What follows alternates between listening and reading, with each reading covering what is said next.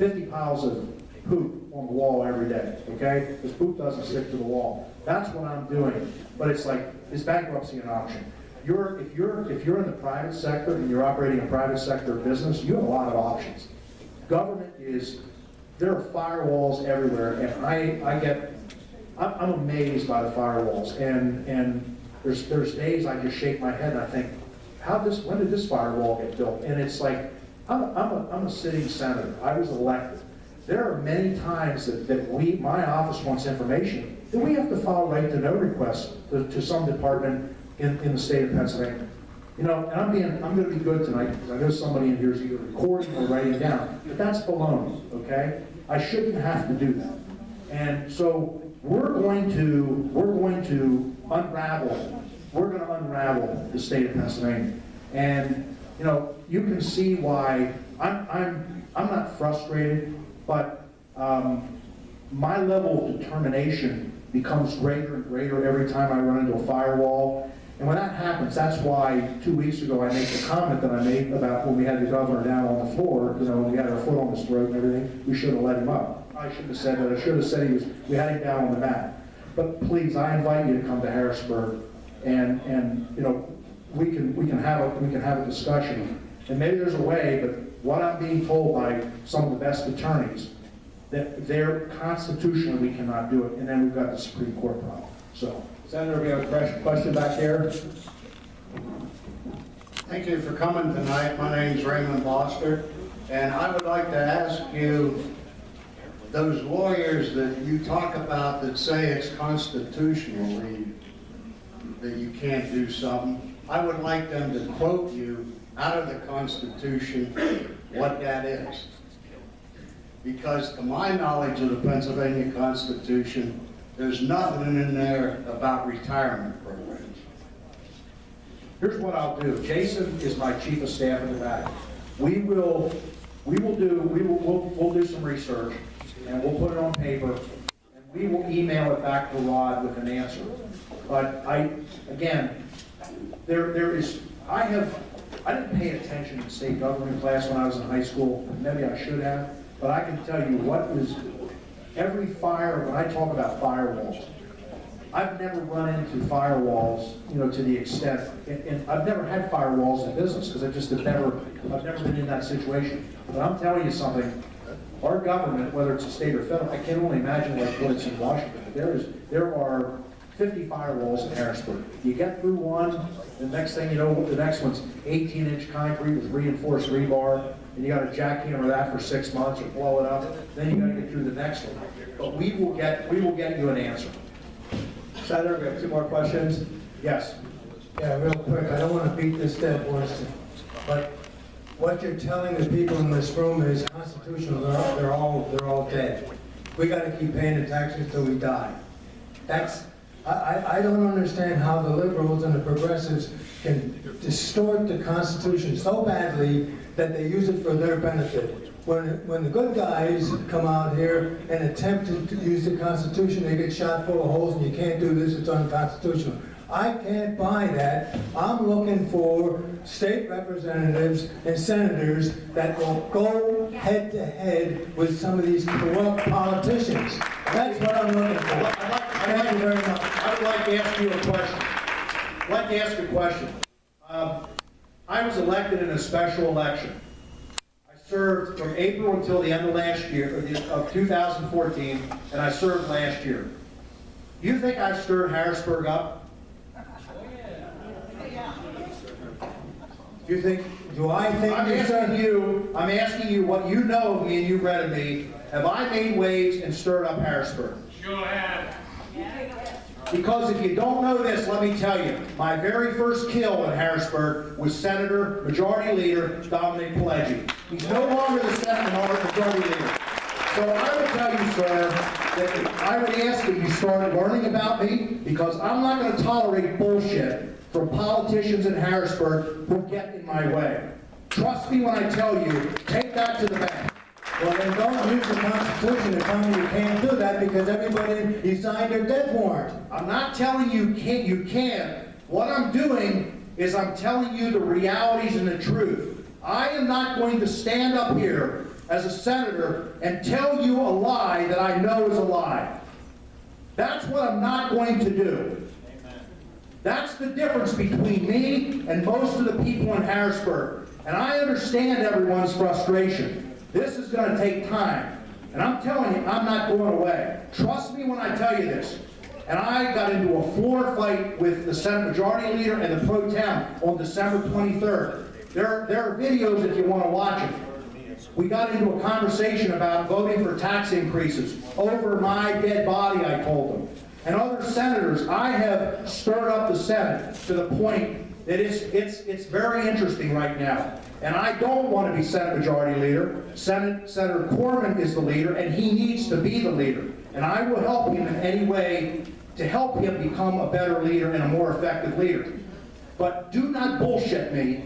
And I'm sorry to use that term, but do not bullshit me, because I am there to do a job. I'm a private sector person. I'm 60 years old. I'm going to serve until 68, and I do not have time to be bullshitted by people and waste my time, because I have a greater life outside of the Senate.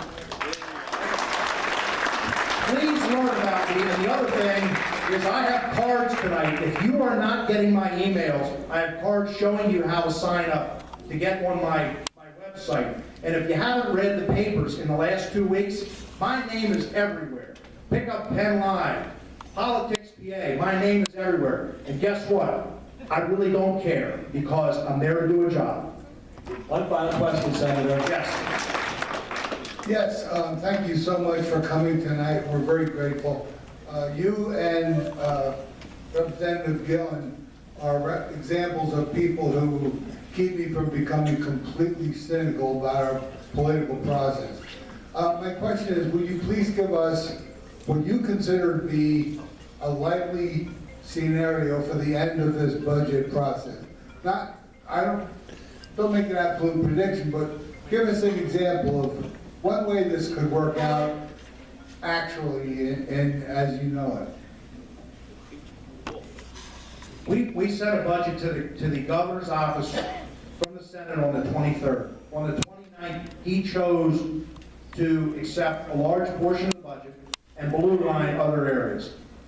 We are going to have to work through the areas that he blue lined, and we're probably going to have to do some requests for funding from Treasury. We're going to work through this, but I can tell you, I don't know all the mechanics, but my expectation is we are going to work through this without a tax increase. Period. What the governor did do is he cut Senate funding, I believe, he cut it down from basically, he cut it down by almost 45%. The Senate had to go out and borrow $15 million, a $15 million credit line. And we are maxed out on that credit line. The governor's playing hardball. But here's where I have a problem with Governor Wolf. I told you at my waste company, I have various companies. At my waste company, I employ about 375 people. Tomorrow is payday. Everybody will receive their checks starting at 2 o'clock in the morning. So throughout the day, direct deposit. Those paychecks that are being issued tomorrow, there will be $15,000 at a minimum of employee withholding that goes to the state of Pennsylvania. Tomorrow, on Wednesday morning, next Wednesday, my company will ACH that money to the state of Harrisburg, or to the state of Pennsylvania, the Treasury. We don't send checks, it has to be ACH. If I buy a $200,000 truck, or actually a front-load garbage truck is $300,000 now. If I buy a truck tomorrow, we pay 6% sales tax. So the cash flow continues. I mean, Governor Wolf needs to understand that I'm not totally stupid, you know, and I didn't fall off the turnip truck yesterday. And so a lot of people need to understand, you know, how the cash flow works in Harrisburg. We had a meeting with some Treasury folks this week, and what I learned is the media has played up the fact that the state of Pennsylvania had to go out and borrow $2 billion. Okay? Well, here's the problem and the myth, and I actually learned and got corrected. The state of Pennsylvania didn't borrow that money from a bank. They borrowed it from Treasury, money that all of you in this room have been sending to Harrisburg every single day since July 1st. So they borrowed it from their own piggy bank. But the media has picked it up that the state of Pennsylvania is in such dire financial shape that it had to go out and borrow $2 billion from a bank. Well, that was bullshit. Okay, they borrowed it, basically, the general appropriation fund had to borrow $2 billion from Treasury. And as we continue every single day, anywhere you go tomorrow or tonight, you go somewhere and you buy something, you buy pump gas or whatever, you're paying taxes and the taxes are being remitted, most like gas taxes, within 10 days. So I firmly believe that we will get this budget mess straightened out without tax increases. The governor is going to come back in 2 weeks, he's going to want more tax increases. And I'm telling you something, trust me when I tell you this, the appropriations hearings are going to be very different this year because we are going to ask questions. In the past, probably for 30 years, and I don't know, Mark, if you've sat in on any of them, the appropriations meetings are like meet and greets, okay? The Secretary of DEP comes in, everybody shakes hands, Secretary, it's good to see you, we appreciate what you're doing. It's like, I mean, it's probably bordering on a meet and greet and a game show. Nobody asks any questions. We need to start turning rocks over, and I'm on the Appropriations Committee. Trust me, we're going to be turning rocks over this year. Stay tuned.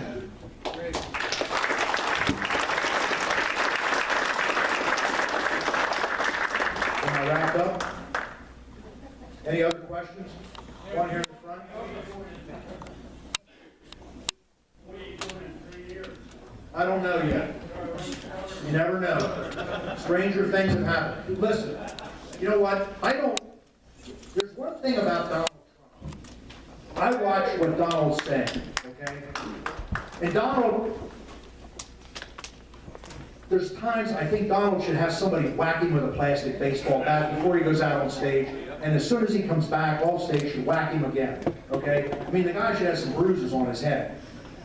The reality is that there are a lot of people in Harrisburg that have created their own little fiefdom, and they don't want it disrupted. And we have to ask a lot of questions, but I can tell you, there are people in Harrisburg, I guarantee you there's 20% of the people in Harrisburg, I wouldn't let them walk your dog. I'd be afraid for your dog, okay? I wouldn't hire them in my business, you wouldn't hire them in your business. It's time that we do some weeding out and we focus. It's like in business. I'm successful because I focus on the winners in my company, and we don't have time for people that aren't carrying their weight. So I don't know the answer, but I can tell you right now, it's going to be a very interesting 3 years up until 3 years. With that, I'm going to go. Now listen, please, I ask you, and this is a card for my website. You can sign up, and if you don't get my emails, I ask you to consider signing up. And listen, if you have comments, email back. You are welcome to come to my office anytime in Harrisburg. Rod knows where to find me. I don't hide, and I'm going to tell you the truth. But as I was talking about the constitutionality of many things, there's one thing I have done in business. I learned a long time ago.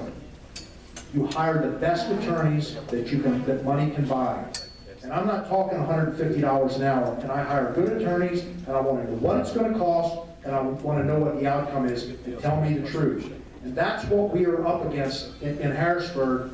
And I actually engage outside attorneys. I've gotten advice on some of these things from outside attorneys, not an attorney inside the building in Harrisburg, which I have paid for personally, because I need to know the facts. If I'm going to go into a firefight, I need to know the facts, because I'm not going into a firefight and then walking out with 50 bullet holes in my body. I need to know the facts. So I will leave you with that. Please come to Harrisburg. I encourage you to sign up my website. And I'll also tell you, it's great to see everybody, and this is America. This is real America here tonight. So thank you for the invitation.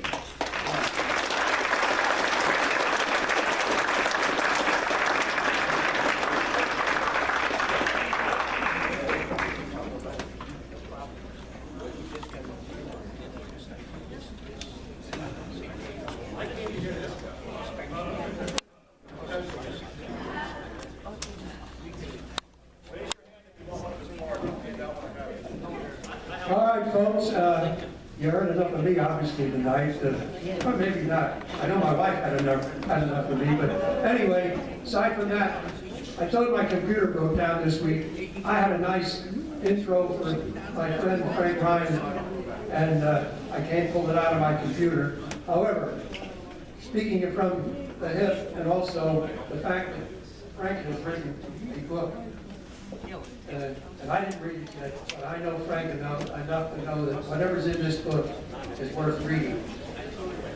Anyway, he's back there with the opportunity to autograph them, and you can get them from him.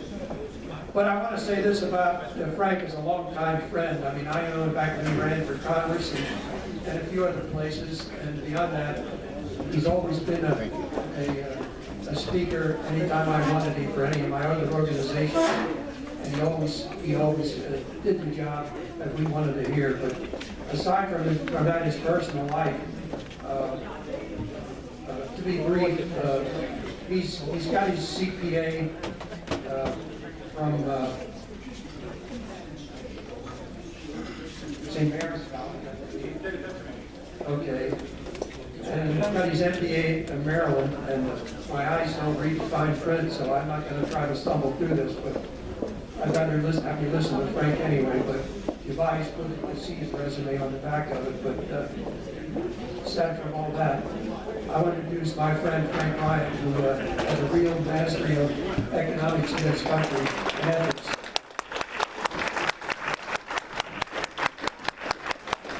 One thing I wanted to mention to you about the book, if you don't mind, the proceeds of the net proceeds of the book go to take care of children with disabilities.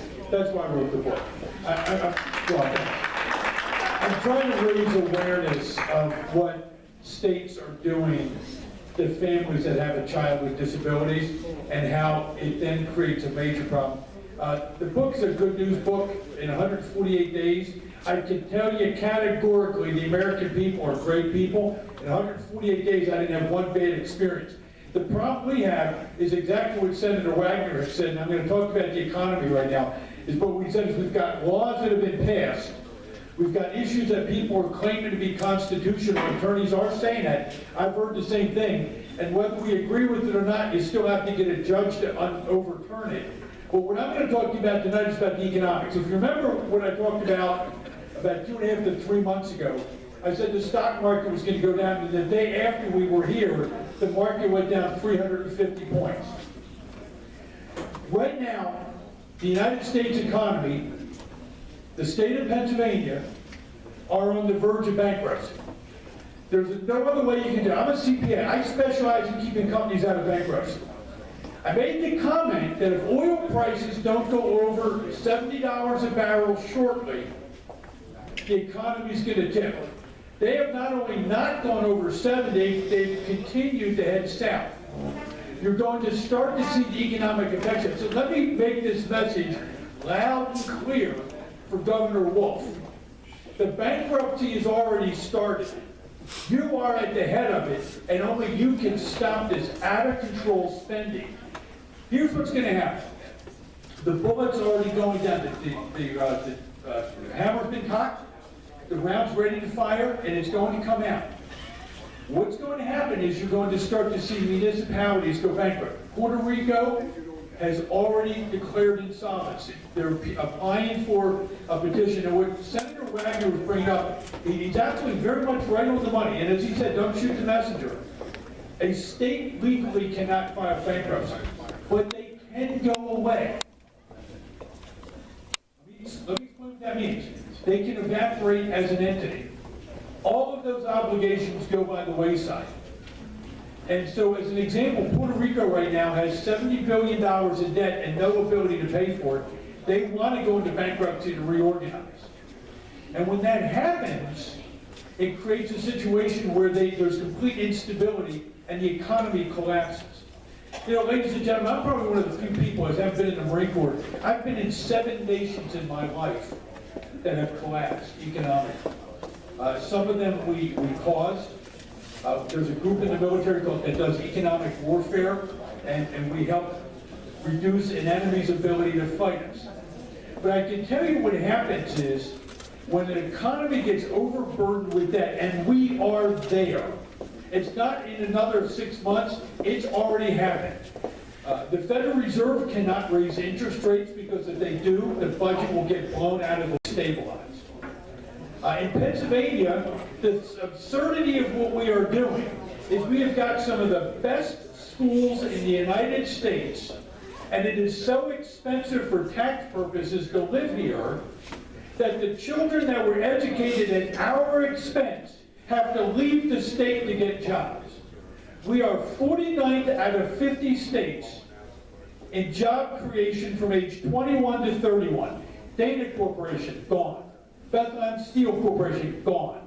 Rugen Steel, gone. United States Steel, a mere fraction of what it was. Allegheny Ludlam, gone. Penn Central, gone. What else do we need to do? Reading, Pennsylvania used to be a powerhouse in the United States. It is no longer. And it had nothing to do with the citizens of Reading, Pennsylvania. It had to do with the government that is not helping us get to where we need to be. When you look at what's occurring, the Federal Reserve is completely powerless to raise interest rates. There are negative interest rates in 27 nations around the world. Think about that. In Germany, if you lend the German government money for 5 years, you have to pay them to do it. That would almost be something like Caitlyn Jenner beginning Woman of the Year. Oh, I'm sorry, that didn't happen, did it? Yeah, listen, that doesn't tell you the problem we have. We're nothing, right? And so as you start to take a look at these issues, it's not going to get better. So here's what's going to happen in Pennsylvania. Individuals will start to lose their homes first. And by the way, it is already happening. I mean, I do a lot of work where we help people that try to get around it. In some cases, there's nothing we can do. You're seeing people who are in their 70s going back to work because they need to try to do something, either get medication or to pay their property taxes, or whatever the case may be. The idea of the family farm is diminishing rapidly. People are selling it for real estate value. That's not what this area has been about for centuries. Pennsylvania built the United States. This area in particular was the hotbed of the American Revolution. And from the way it was going tonight, I think you are again, by the way, it's another thing. But what happened, because that's a fighting spirit we need, but what will happen is there will become a point in time in which people say, I've had enough of watching my neighbors suffer. And I walked across the United States. It was a walk of atonement and gratitude at first. And I said, anybody that I've ever hurt in my life, I asked that they would forgive me, because I'm a sinner. And I asked anyone that I've ever disappointed that they would pray for me, any person I've ever helped, that they would help another. And I did as a walk of gratitude because I came from an incredibly poor family. My dad died when I was 3. We had a family of 5. My sister was 6 months old when my dad died. My mother never was able to, at any point in time while she was alive, ever able to say comfortably that she could make the next month's either rent payment or mortgage payment. And she worked hard. She kept the family together. But then I saw what happens to some families that have been torn apart because of tax policy, because of government actions, because of all sorts of other things. And I realized I came from the wealthiest family in the United States. We just didn't have any money. I never doubted for a second that my mom loved me. And I say that to you because the people in this room, we have to do, if you look at what we need to do, we need to stick together. We need to listen to what Senator Wagner said. He told you the truth tonight. He did. I mean, I'm going to make a comment to you because hearing it and believing it and accepting it are all different issues. Just because we hear it doesn't mean we have to accept it. But I'll give you an example. When you hear the comment that it's constitutional that someone has said that these benefits are, Senator Wagner's right. You'll hear that. That means you've got to get a judge that's willing to overturn some of those issues. If you fail to overturn that, the state will go bankrupt. It's a given. It's a given. I can tell you that for a fact. So let me tell you what's going to happen after Puerto Rico. Chicago's going to be going bankrupt next. When Chicago goes bankrupt, because the Supreme Court in Illinois said to Mayor Rahm Emanuel, whether you like it or not, he negotiated with all the unions to structure back the cost, and then one union filed a complaint about it, and won in the Illinois Supreme Court.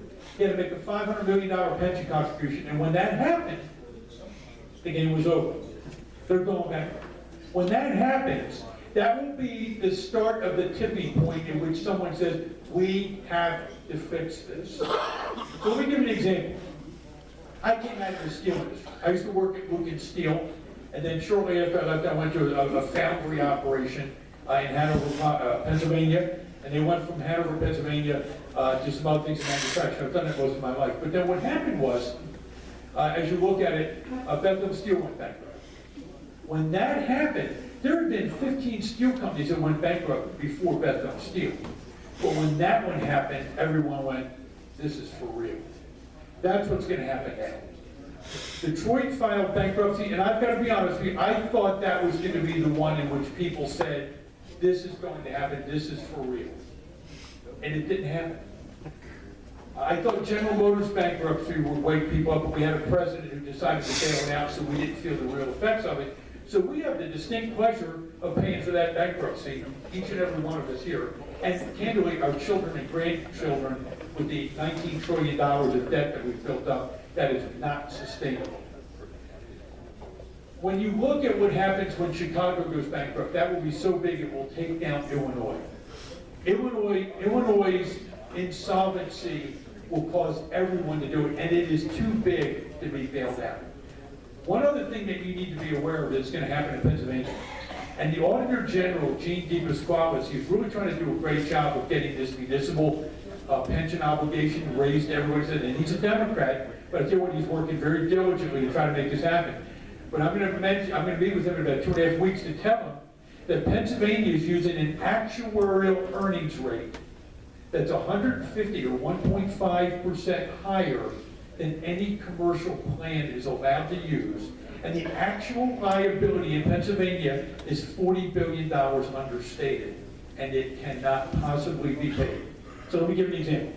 Stock market had a hell of a week this week, didn't it? Right? Anybody who's getting a defined benefit pension plan had nothing happen to them. It did happen to you. So if you have a small retirement savings, you've been having the benefit of getting no earnings on it from your bank for 10 years now. So you've been paying the dividend for the General Motors and other organizations' bailouts. You've been paying. I've been paying. It's an unseen tax. On top of that, while you're seeing that, you see the 401k or the IRA or whatever savings any one of you might have had, you're seeing things start to go down. You're seeing property values in Pennsylvania go down. Look at the appraised value of your property compared to what you could sell it for, and I know because I just tried to downsize, and my property was appraised at $40,000 more than the highest offer we got. And we just had it reappraised a year ago, and here was the response I got from the county. Property values statewide, for a larger part, are coming down because our property taxes are going up. In Lebanon County, property taxes just went up 40% for the county. And in my borough, they went up 80%. When you start looking at that, you tack on that, the state tax portion of it, and what Obama would like to do, and all of a sudden you've got people who can't possibly survive. This is not sustainable. So here's what you're going to see. Oil prices are going to stay down. There's going to be significant unemployment in all the oil-producing states. Governor Wolf can put a 500% extraction tax. There'll be no oil extracted in Pennsylvania. The drilling will stop. It will just, the currently operating wells will continue, but the other wells will just completely stop. Because once you cadre an oil facility, you might as well shut it down because it's too expensive to reopen. Delta Airlines saw that when they had to reopen the Tenneco plant. It's incredibly expensive to do that whenever you shut down a plant. The second thing that happens you'll see some municipalities be unable to make it. Pittsburgh almost went bankrupt about 10 years ago. You'll see more of that. Obviously, you saw what happened with Harrisburg. You'll see Puerto Rico apply for and receive permission to go into bankruptcy. And they think that what they're going to do is they're going to have all the suppliers say that you're going to take 20 cents on the dollar. But what you need to be aware of is bankruptcy court's designed to protect the creditor and not the debtor. so those creditors can tell Puerto Rico to go pound sand. That's exactly what happened in Harrisburg when they tried to do the same thing. And so the governor of Puerto Rico is about to get a lesson in reality, as Senator Wagner said. You need to listen to him. Because what Senator Wagner is, he's trying to fight a battle in this thing against an entrenched system that when you go into combat, you might need to use napalm or tactical nuclear weapons to extract the enemy, but they're about ready to shoot themselves. They just aren't smart enough to know it. What I fear for, and I know Senator Wagner does as well, is the collateral damages for people sitting here and our neighbors, and that's morally unconscionable. Oil is going to stay at about $30 a barrel because we were brilliant enough to give our enemy $150 billion. And it's actually closer to $100 billion, but who counts over $100 billion unless you're playing the lottery? When you start to examine what that happens is we, in essence, paid Iran and opened oil markets back to Iran at a time when there's already an oil glut, further punishing all U.S. oil producers. Let me translate. Our employees and their jobs. That's who's really punished. So when you start to examine those issues, it's a real challenge. The next thing's going to happen, Chicago's going to go down to Jersey. When that happens, there'll be a significant wake-up call. And then what Senator Wagner told you, people will then come back and say, okay, we've got to go to the negotiating table. SEIU, PSEA, I do believe that they'll eventually come to the negotiating table and say, rather than watch this implode and go to zero, what are we going to do to help fix this? I would love to take any questions you might have. I'd love to find out any thoughts you have, any concerns you might have. Stock market is usually a question I get about this point in time. Expect another anywhere from 10 to 15% correction. I will caution you, if you've already lost money, don't panic. If the worst thing you can do in something like this, it's called the VIX index, which is a volatility measure. The worst thing you can do is panic in something like this. It really is. Stay the course, stay your strategy, try to stay out of debt, which is what I mentioned to you the last time I was here. Then the latest thing I want to mention, I just had an op-ed piece that was published, which you have, as my daughter said, Dad, you have to be a real loser to write about something like that. That's why I love you too, sweetheart. But it's called Velocity of Money. The velocity of money is how quickly money turns in an economy in a year. It is the lowest it has ever been in recorded history. That is the most dangerous economic phenomenon. So President Obama, Governor Wolf, and all those other people don't realize it, that Senator Wagner's won. They just don't know yet that they've lost. And what we need to make sure of is that we all bind together. Stay close to your churches, stay close to your neighbors, stay close to your friends, be willing to help one another. And I can tell you, from having walked 148 days, the people in this nation are more than willing to help a complete stranger. If they're willing to help a complete stranger, I'm positive we're going to help our neighbors. You guys have been great. I'd love to take any questions you might have. Any questions? Sure.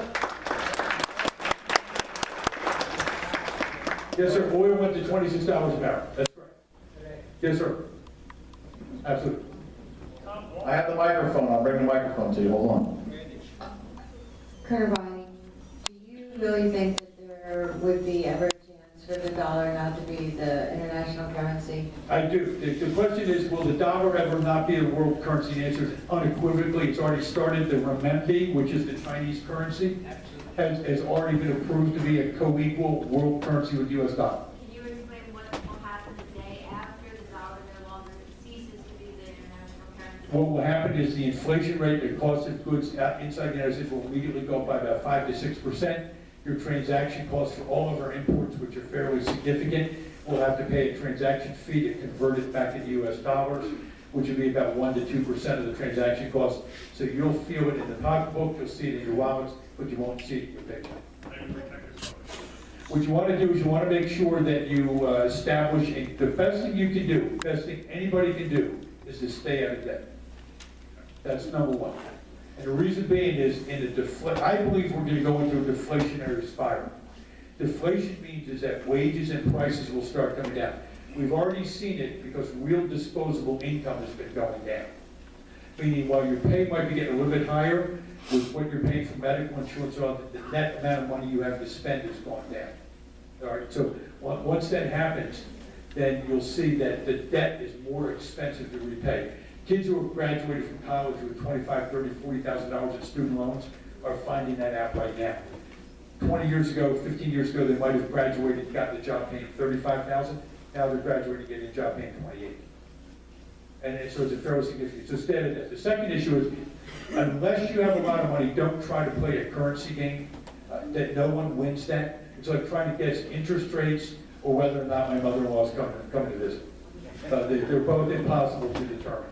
So stay at that's the biggest issue. And then I would keep reserves of cash, to be candid with you, and make sure that you are self-sufficient. And this sounds silly, but if you were able to help keep your health up, you're better off to be able to do that. Being able to be physically able to move, and not that you don't need to worry about running anywhere, but what it means is that you need to be able to have some degree of mobility, because medical expenses are the one things that I'm seeing that are crippling most people our age. Does that help answer your question? Gold and silver, I would say if gold went down another to the 950 range to 900, I'd start buying a little bit. Be very careful about bulk buys of anything. And what I mean by that is, say if you had $5,000, you say, okay, I think it's as low as it's going to be, and jump in. I would buy a little bit at a time. Silver, if silver got down below 12, I would start buying again. And you're going to see that in a deflationary environment, you're going to see prices come down. And you've already seen it. I mean, commodity prices have plummeted. I mean, they really have. I mean, steel, as an example, is already 70% below where it was just 2 years ago. Oil, obviously, is down 70%. So you want to be careful. And there's a concept, a very important concept that's boring as all get out. It's called relative value. What relative value means is, say if I have a dollar of silver coin, and that dollar of silver coin might be worth, say, $12 in melt value. If the product, the grocery that I want to buy is, say, a box of cereal, and it's $12. If that cereal box container goes up to 14 and the silver goes up to 15, I'm actually $1 better off than I was. Does that make sense? And I apologize if that sounds confusing, but I think what you'll find is called relative value. You're going to see that's where gold and silver, even if they came down, the other stuff will come down more. Okay, we got time for 2 more questions, so. If oil is, I didn't realize there was this many people involved in looking for oil, okay? But how could one industry, when every other industry in the world, every other industry in the country is paying us for fuel, right? So they should have to be a better bottom line because they're not spending much on fuel. But how could it, just the price of oil with this much economic havoc, because every other company ought to be doing better because they don't have a reputation for it. That's one of the most brilliant questions I've been asked, and let me answer it this way.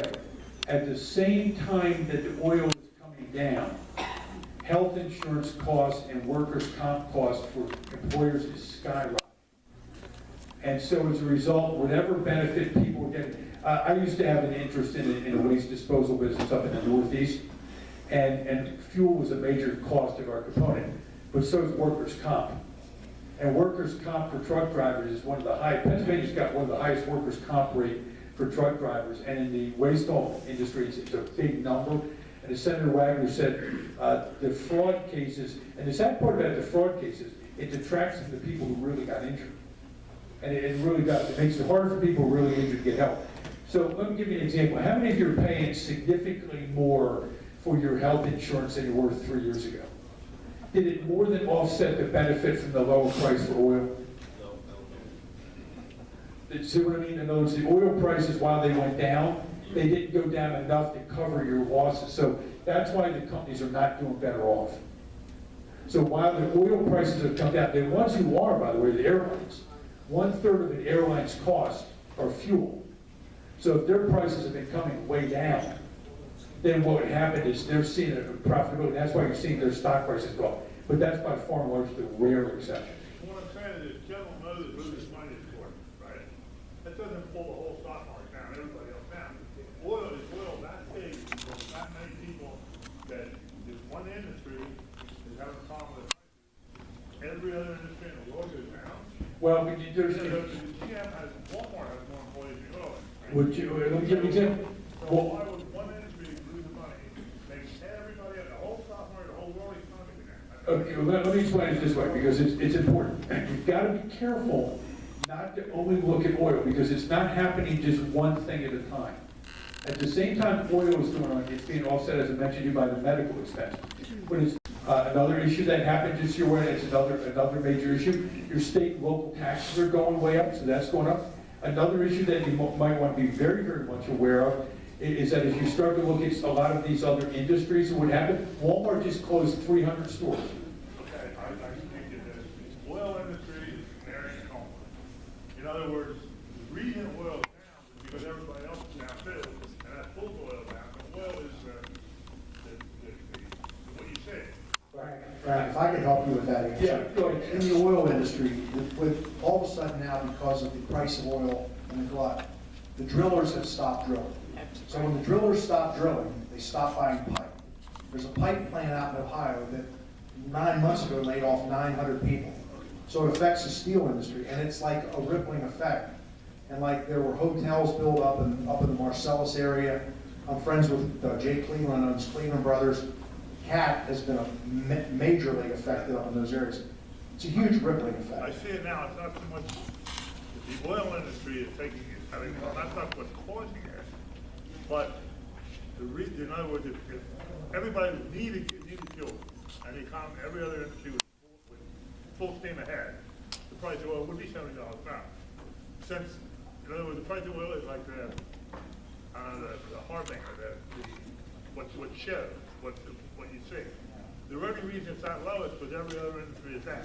Well, there's one major factor right now that people aren't talking about. Saudi Arabia, in beginning of 2015, had $750 billion in cash. And they basically said to the rest of the world and the U.S. oil producers, we are going to put you guys out of business. So last year, they lowered the prices and they allowed oil to be drilled like there's no tomorrow. And the Saudis burned through $110 billion in cash. And they have staying power. And what's happening is that U.S. companies don't have the cash that these guys have sat on for a year. And honestly, for the last 4 years, we've made Saudi Arabia very, very wealthy. I mean, this is the world economy that we talked about that we're in. This is troubling for everyone. And let me just address, really come right on top of that, because at the same time, the Federal Reserve is refueling this. So the stock market is not a real value. The stock market is where it is because the Federal Reserve, the stock market today is where the housing industry was in 2008. And the minute the interest rates start going up, so when you put all these, and Senator Wagner is right on the money, when you start looking at it, it's called the circular flow of income. You start pulling one peg out, it's like what happened. But you need to be aware. Are you aware that the 2008 and 2009 financial debacle in the United States started with oil as well? Are you aware of that? But the same thing happened in 2008 and 2009 to oil. This is not good. The ripple effect. I used to be a supplier to Cleveland Brothers. And what happens is that when you start pulling that stuff out, the pipe goes down and all that, it starts a ripple effect. Do you remember Dana Corporation? Whenever you had situations happen in the oil field, the ripple effect, the International Harvester, to the Kenworth, to Volvo, to Mack Truck, now Volvo, that spillover effect is just ripples throughout this whole area. So it's a real ripple effect, and it's never just one thing, but it just should tell you it's the house of cards. Remember when I made the comment that when Chicago trips, that everybody will start thinking through this? It's the same thing with the oil. When oil tripped, it started people to think. When Chicago trips, people will think. Senator Wagner, I guarantee you, Senator Wagner's going to win. The problem is that by the time the governor wakes up and President Obama wakes up, 3 years is a long time, we may be settling the budget for this year by the time Governor Wolf is leaving office. So, I mean, it's a big deal, but this is a real serious issue. So go back to the issue is stay out of debt, build your cash reserves, and help one another. You know, actually, in this area, I do trust the banks because the new Basel III credit standards are very stringent, and the banks have rebuilt their reserves, and they learned a powerful lesson, and they're not letting the Federal Reserve push them around the way they used to. So I would tell you, the banks are, particularly in this area, we've got some pretty good banks in this area. And again, one last comment on the book. The reason for this is what you're seeing, as Senator Wagner said, the state funding and the funding to help kids with disabilities is plummeting.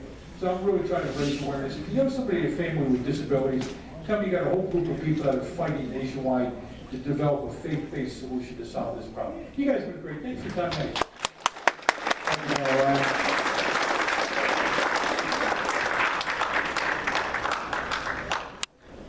Now, I'm sure the anticipation is building. Everyone wants to see if they're a winner tonight. You're going to have to wait 1 Miller minute. I'm giving him 1 minute. If not, I'm tossing him off the stage. Why? House cleaning. Couple of things in order, real quickly. First of all, you don't want me to announce it until the check is in the hand, but Senator Wagner is putting some major money into the effort for the SB 76 effort with Dean Klopp, as well as our effort. And putting his money where his mouth is his kind, my kind of guy. So thank you, Senator Wagner. PLC, some of us go to the PLC every year, the Pennsylvania Leadership Conference, first week in April. If anybody wants to be on the mailing list, to keep track of what's going on, give your name to Judy before you leave. This main speaker this year is Judge Napolitano, and also Stephen Moore is going to also be a keynote speaker. Let's see, I want to tell you something else that he told me privately, but I'm going to put the word out. Lancaster area has been doing well with their conservative constitutionalists, Senator Wagner and Senator Fulmer. We can add to that list. Candidate Frank Ryan is running for the 101 House District. Yeah. So that'll lock in that whole area. Finally, he's still back there for his book signing, that at the end of the evening, he'll hang around until anybody that wants to purchase his book, please feel free to do so. Thank you. Okay. Thank you for the announcements. Now, it seems that Mark and Kim Gillen have snuck out of the room, haven't they? They have to relieve their babysitters. Well, they just put me in a dilemma. We always have a child here every evening, or every meeting, and tonight we don't have one. So I don't have a child to pick from, so I went over to Mark and Kim, and everywhere they go, they always have one of those 6 girls with them. And tonight, they actually had a night to get out. They didn't have one, so I was going to put Kim Gillen on the spot. But she snuck away. So, I think a good friend of mine, Esther Libby, is going to have to come up to the platform here. Esther, we need you.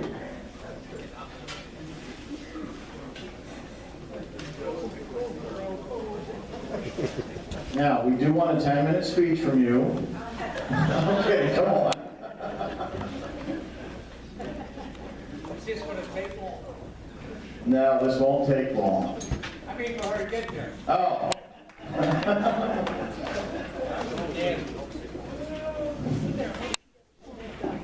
Okay. If you don't already know, this is Charlie Miller. This is who you'll be seeing if you win a firearm tonight. You cannot take it with you. You'll make arrangements with Charlie to go down and pick it up. You have to do your FBI background check or whatever they do, or your state police background check and everything. So we have all the tickets here. We did sell them all.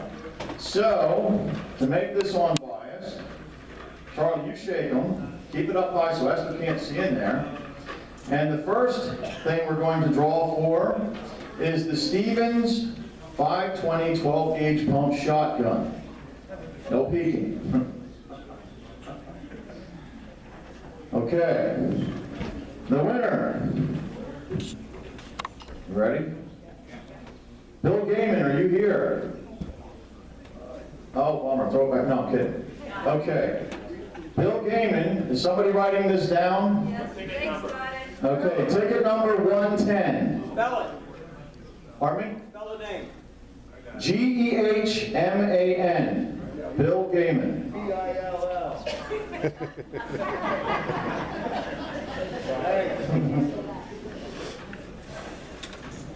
Okay. The second drawing is for the Maverick 12-gauge pump shotgun. Right there. And that is for, wow. Whoever wrote this, it must be Rod Miller's relative, because I can't read it. It looks like it says, Perfect Klaus? Chow? Who lives at 1201 Whitfield Boulevard, West Lawn? Anybody in this room? Okay, it looks like it says Perfect Klaus. It's ticket number 095. No, it's not perfect. Perfetto. I don't know. Call the number right now. Well, we'll call them, but really, if you see this, it looks like Rod Miller wrote this, so. If any of you ever seen Rod Miller's writing, you'd understand his own wife of 50 years can't read what he writes, so that's pretty bad. Okay. The next drawing is for the Taurus 9mm carbine. And that is Anthony Crisafucci, Crisafucci. Is he here? Wow, okay. That is ticket 150. Okay. Now, the one that everybody wants is the Taurus 40 caliber pistol, which is the next drawing. And that goes to Paul Brooker. Is he here? No way. Ticket 047. That is the winners of the gun raffle. But wait, you haven't lost yet. We have 2 consolation prizes. You may go back and pick from the table. Shirt, hat, sign, whatever you want. So, the first winner is Shirley Moser, who I know happens to be in Florida right now. So, Shirley, if you're going to look at the recording, you want a shirt when you get back. Hers is Paul Brooker's 047 T-shirt, Shirley Moser's 072. And Karen Lundy, is she here? All right, well, you may go back and pick whatever you want from the table there, Karen. And that's ticket 057. We would like to thank everybody for participating in the gun raffle. If you did not win, I'm sorry. I think I took all the luck. I didn't get any tickets this time because I didn't want to win all the ones. But, thank you for participating. I do want to make an announcement here myself.